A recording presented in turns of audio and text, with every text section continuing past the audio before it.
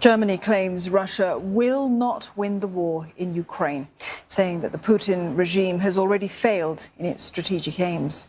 Chancellor Olaf Scholz spoke at the World Economic Forum in Davos, saying that his government will continue to back Kyiv and push the Russians to end their invasion.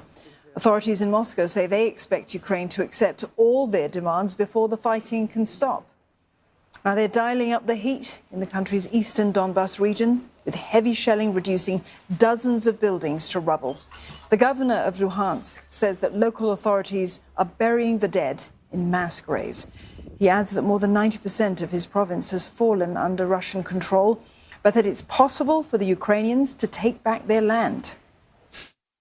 Зупинити росіян можна далекобійною зброєю. Це і артилерія далекобійна, така, щоб на 40 кілометрів і більше стріляла.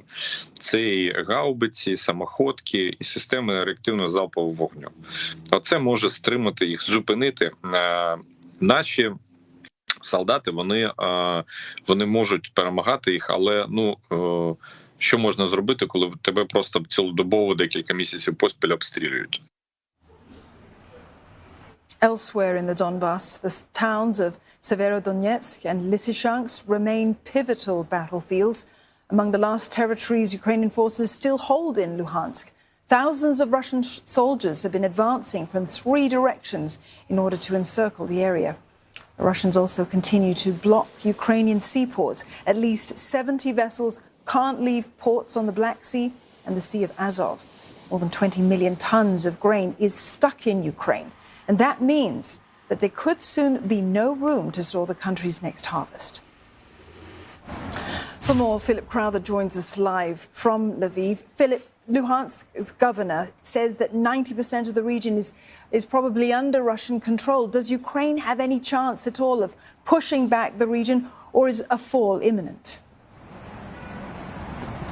Well, look, here is what Ukraine is asking for and is demanding, and it is something that we've heard for months now, during pretty much the whole of this war with Russia and its invasion, of course, of this country. And that is a demand for more weapons, more heavy weapons. Again, criticism from the Ukrainian government today that NATO is not doing enough, despite promises from the likes of the US government that there will be heavy weaponry coming to the Ukrainian army, maybe not fast enough to defend those areas of the Donbas region that are now under Russian assault. The Ukrainian army wants long-distance artillery. It wants rocket launch systems as well.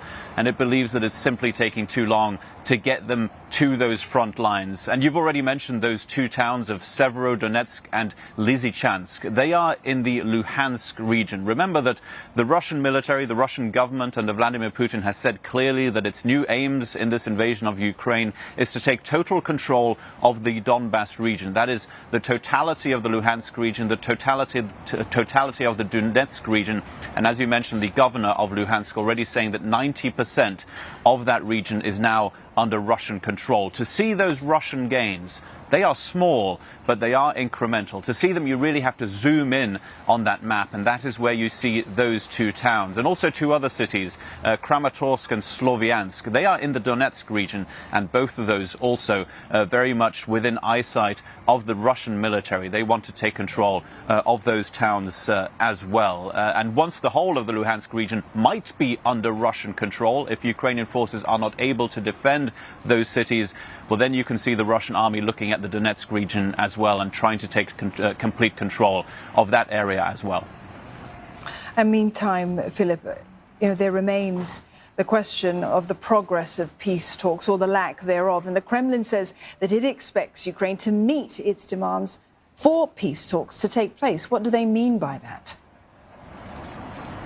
Well, those demands take us back to the start of Russia's invasion of Ukraine, and indeed take us back even before all of this happened. The demands remain the same, and they sound completely unrealistic to the Ukrainian government and indeed to the Ukrainian people. They include essentially a promise from Ukraine not to join organizations like NATO or the European Union, despite those ideas, those goals on behalf of the Ukrainian government being enshrined in the constitution here in Ukraine. The demands from Russia also include the acceptance by Ukraine of the independence of these so-called independent republics in the Donetsk and the Luhansk region, something that, of course, the Ukrainian government also completely rejects. And then Russia also wants an acceptance by Ukraine of the annexation of Crimea that happened in the year 2014. The Ukrainian government not close to doing that. What it is, though, saying clearly is that for there to be negotiations between the presidents, Zelensky and Putin,